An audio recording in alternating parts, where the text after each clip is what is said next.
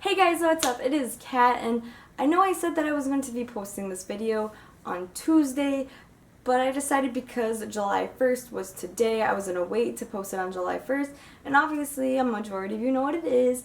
That time of the month has finally come around where it's now time to tell you my June wrap-up and my July TBR. So the first book that I finished in June is A Court of Thorn and Roses by Sarah J. Maas. If you guys haven't read this book, you are crazy and you absolutely need to go pick up this book now because it is absolutely frick-frackin' amazing.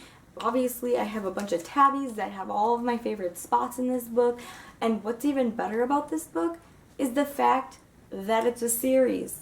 I did not know this, and when I found out that it was going to be a series, I was like, hells yeah, baby, we are going to be reading this until the moment it ends.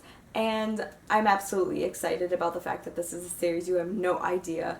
But if you do not know what A Court of Thorn and Roses is about, it is about a girl named Farah. And Farah is just trying to provide for her family. And she ends up going into a darker part of the forest and kills a wolf that's larger than size. And even though she thinks she has an idea of what it is, she just kind of lets it pass until a beast shows up at her door saying if she doesn't come with him to make up for that death, then he's gonna kill her family, and then he's gonna kill her and then have his family watch and then kill the family. And so she ends up going with him and then ends up finding that he is a High Lord fairy named Tamlin, and she starts kind of figuring out about the fairy world. And I absolutely loved it. I loved the idea of Sarah J. Maas recreating Beauty and the Beast retelling. I didn't think it was a Beauty and the Beast retelling at first until there were just some parts that definitely gave that Beauty and the Beast retelling away. The next book that I finished in the month of June is 1,000 Pieces of You by Claudia Gray. Well, this book was really, really good. I only gave this a 4.5 out of 5 stars. It was honestly really good. I love the concept of the book. And honestly, it came out to be one of my most favorite books by Claudia Gray because I've read quite a few of her books. But this one and her whole concept definitely became one of my favorite books. This book is about a girl named Margaret, and Margaret's father and mother are scientists and very well-known scientists. They had ended up finding out that there are other universes outside of the world, or actually in the world, and even right next to them, and that they were trying to figure out a way to transport themselves into there, or go into, like, travel from dimension to dimension, and they ended up creating this device called the Firebird. But what ends up happening is that Margaret's father is murdered, and she is chasing after the murderer, who she thinks is Paul, which is Margaret's father and her mother's, like, star pupil, who they absolutely love and adore, but she ends up falling from dimension to dimension. And she ends up actually falling for him and finding things out. The next book that I finished in June absolutely tops to be one of my favorites besides A Court of Thorn and Roses, and that is The Kiss of Deception by Mary E. Pearson.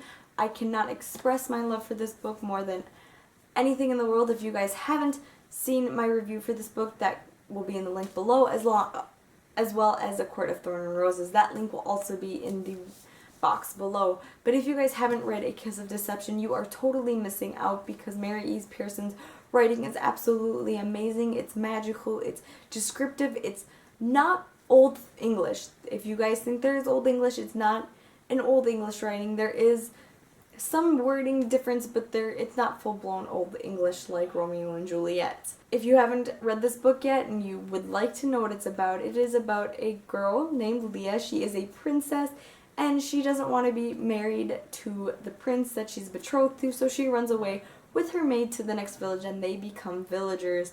But unfortunately, there are two men after her. One is the prince that she is betrothed to, and one is the assassin, and things go weird from there. And there are mind twisters throughout this book. I literally think I need to reread this book just to even catch the mind twisters. Even then, I don't think I will absolutely catch them 100%.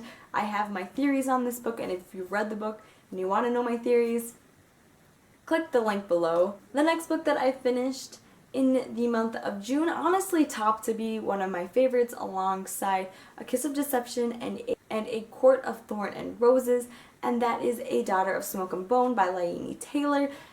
I'm not going to give you guys the synopsis for this because it is a little confusing, and this book doesn't have the synopsis, and even though I've read it, it's still very confusing. I love, though, the fact that Laini Taylor's writing is so descriptive. It's very colorful, it's very bright, and it's very, very, very vivid. I honestly could sit down and probably draw out this whole book like it's not even a cartoon, just I could sit down and draw out this book because of the fact that it was that vivid. Laini Taylor's writing it's pure amazingness, if that's even considered a word. And the names that she gives these characters are absolutely amazing. They're very, I feel, ancient, medievally. You have the main character, Karu, and then you have also the other main character, Akiva, I think his name is. Or it's Akriva, or something like that. It's just so unique and so unlike what you'll ever hear. But a little bit basic synopsis of this book, it's about a girl named Karu, and she really doesn't have a past. She really doesn't know her past. She doesn't know where she's from. But she does have unique characteristics, like for the fact that her hair grows peacock blue naturally, and she draws these characters and creatures that may or may not be real. But I did give this book a 4.5 out of 5 stars on Goodreads as well. And if you haven't picked up the series yet, you need to. And the last book that I finished in June, well, it was good. It didn't reach my favorites. It wasn't my top book of even 2015, but I did still enjoy it, and that was Alienated by Melissa Landers. I think where I went wrong with this book was I held it at a very high expectation because of the Lux series. I absolutely love the Lux series. I love the aliens. I love the alien-human romances. And I was thinking, okay, this is going to be just as good.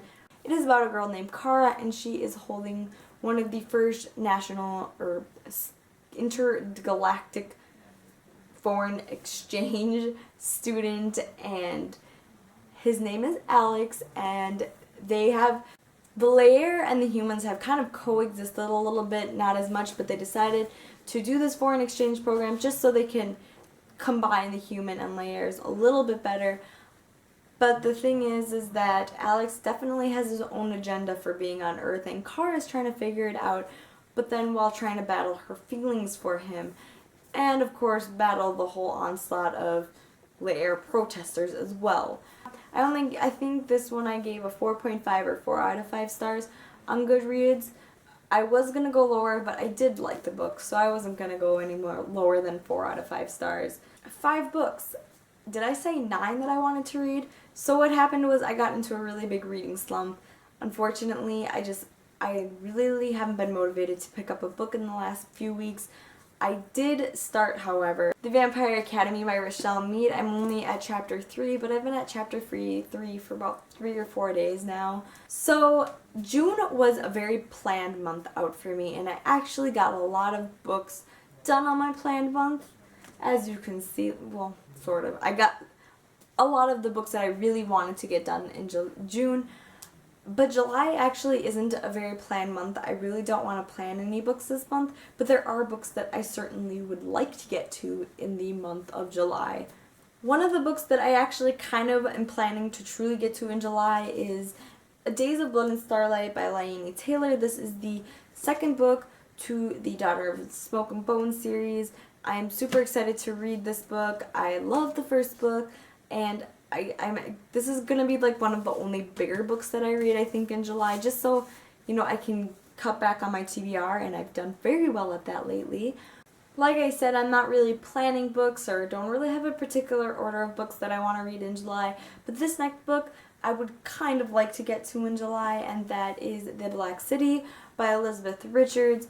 It is, I think, about demons, and there's humans involved, and just things of that nature, or there's vampires, one of the two, and it looks definitely good. I absolutely love this cover. It's just so abstract-y, and I'm an artsy person, so I absolutely love it. The next book is a book that I've had since December. It's actually a series since I've gotten since December. I got it for my Christmas present, and that is Fallen by Lauren Case. So I'm a little hesitant to pick up the series because of one big reason, this book is either really hated or really loved. There is no in between. Even on Goodreads, it either shows a 1 star or a 4.55 star. There is no in between ratings. I've yet to find a 3.5 or a 4. It's either really hated or really loved. So if you guys have read this book, definitely leave your comments below and tell me your opinion on it. Tell me if I should read it or if I should just wait still not to read it and just get to other books. So definitely leave your comment on that. All I know really about this book is that it's about a fallen angel and a human. Kind of reminds me of Hush Hush by Becca Fitzpatrick in a way, but we're going to definitely see what this book is about sooner or later. So lately I've been feeling a very contemporary romance book, and so I don't own many contemporary books, so I was like scrounging through my bookshelves to find an actual contemporary book to read, and I finally found one that I've had since my Black Friday book haul last November, and that is Meant to Be by Lauren Marrill. It looks cute. I think it was in my June TBR pile, but I'm just going to keep moving it to my July because I have yet to read a summer book or just a cute contemporary book. So the next book I'm actually hoping to get to in July is The Winter's Curse by Maria Wachowski. All I know about this book is the fact that there is a girl and she buys a slave. And the last book that I really want to get to in July is Cruel Beauty by Rosamund Hodge. This is another retelling of Beauty and the Beast, and I'm being very careful with picking this book up this month because of the fact that I don't want to put high expectations on it, just like I did with Alienated, and so I don't want to like say, oh my god, is this going to be as good as A Court of Thorns and Roses? Definitely leave your comments below and tell me if you've read any of these books, whether it be in my June wrap-up or my July TBR. Also, remember to like this video, give it a thumbs up, and also remember to subscribe to my channel for more videos. I'll see you guys at my next video. Bye! And it has everything on it. It has the Hogwarts symbol on it. Don't you see? Kat, that's a letter from the university. I think we need to go get you help. Hogwarts doesn't exist. It's a magical place in a book there, dear. And I think we can work out your problems at a